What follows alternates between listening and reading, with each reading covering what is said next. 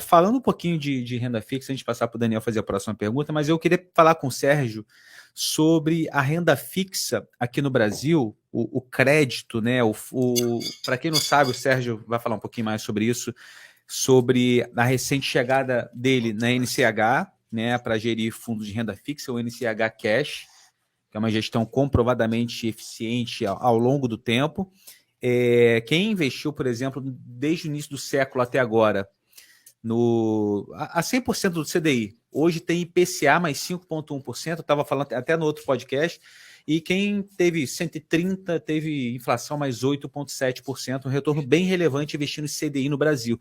O que eu queria perguntar para o Sérgio, já para emendar uma pergunta na outra, é fazer um apanhado de como ele chegou na NCH rapidamente, e falar um pouco sobre essa conjuntura para 2023 com relação à renda fixa, a importância de um investidor ter a renda fixa em carteira, né, no portfólio, e se você talvez acredita que essa geração de alfa tão grande, né, ao longo do tempo na renda fixa pode, óbvio que você não vai adivinhar, mas se você acredita que isso pode se manter nos próximos 5, 10 anos aqui, o nosso país como o país dos rentistas aí, como dizem. Bom, eu acho que a gente tem que analisar um pouco por que a gente tem essa maldição de juros tão altos, né? Isso daí, né, é aquela história, né? Desastres na economia não acontecem, né? Eles são construídos cautelosamente e gradativamente. Quanto mais você tem um histórico de dificuldade de manter a responsabilidade fiscal, de dificuldade de fazer a gestão da economia de forma satisfatória, você passa a carregar um custo intrínseco dessa incapacidade de fazer a coisa bem feita. Então, o histórico de pagar juros altos, a minha carreira toda que eu fiz no mercado, eu lembro de, sei lá, na fase do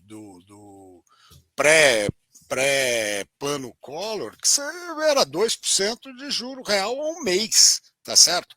Então, o problema da inflação é que ela não é, ela é muito ruim para a produção e ela é nefasta para as pessoas físicas, principalmente as que não têm acesso à proteção de instrumentos financeiros. Porque simplesmente no Brasil a gente tem uma grande parcela que vive numa situação extremamente precária, né? Então vai falar que esse cara recebe o dinheiro no tempo da hiperinflação, ele corria, né? No dia 5 do mês, você tinha fila nos supermercados, porque o cara ia lá para tentar se preservar. Então, isso tudo é uma coisa. Primeiro, fica um histórico, né? A gente tem algum viés já dessa irresponsabilidade e de se acostumar a pagar uma taxa de juros mais cara. Tem as jabuticabas que você tem ao lado, que é um cheque especial que, independente do nível de inflação, você paga 12% ao mês, né? Tem um cartão de crédito idem. Então você tem essas distorções. Mas eu acho que o mais importante, na verdade, é, primeiro, você teve um sistema financeiro que veio se fortalecendo ao longo do tempo, né? A gente tem que lembrar que quando foi feito o ajuste do sistema financeiro no final dos anos 90 ali, né, nos anos 80, 90, você teve uma limpada e hoje você tem um sistema financeiro que é muito sólido, mas você tem o outro lado da moeda. O que acontece? Você tem meia dúzia de bancos, meia dúzia não é força de expressão, são 6, que concentram 92% das operações. Então, esse é um outro lado. Você não há interesse de que o spread diminua. Porque eu acho engraçado, eu nesse tempo todo, eu trabalhei em banco, né, 30 anos, naquela época você tinha muito mais insegurança jurídica, muito mais dificuldade de cobrar alguma coisa, tá? E o spread era menor que hoje. Como é que você me explica isso? Sim. Simples, porque naquela época tinha um negócio que chamava concorrência bancária, que não existe no Brasil. Não existe, simplesmente não existe, tá certo? Então, eu acho que você vê que são as nossas jabuticabas, né? A gente tem essa formação inteira que nos leva a ter uma taxa de juros mais alta, tá?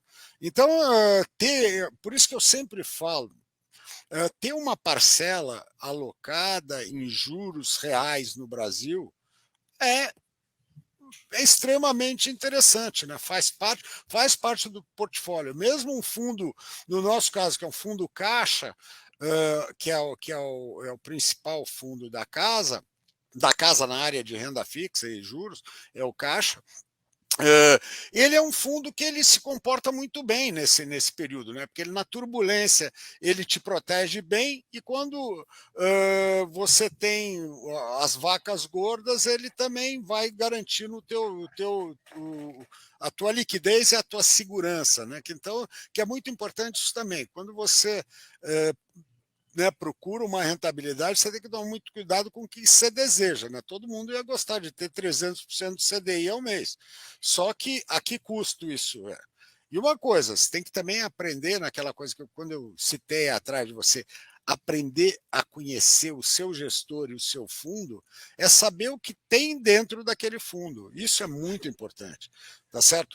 Porque se o cara te promete uma rentabilidade, ele está atrelado a alguma coisa, porque gestor não é mágico, né? Não é aquela coisa que, né, bota na cartola e tira.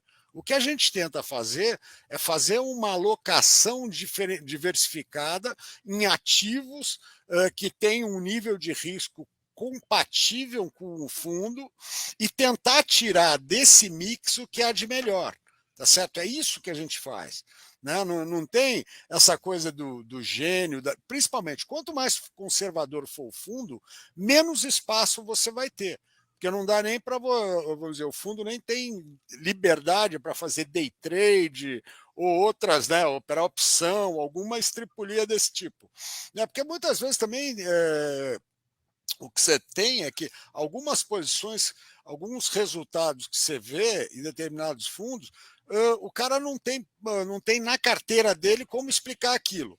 Logo, ele está fazendo outro tipo de operação ao mesmo tempo. Então, isso você tem que olhar com calma. Não adianta só falar, não, o cara deu 150% do CDI, eu vou fazer ouvidos de mercador. Lembra que uma coisa, pau que bate em Chico, bate em Francisco. Se ele está dando aquilo, ele está correndo um risco que eventualmente não é compatível com aquilo que você gostaria. E do mesmo jeito que pode ser positivo, você pode ter um resultado negativo na outra ponta.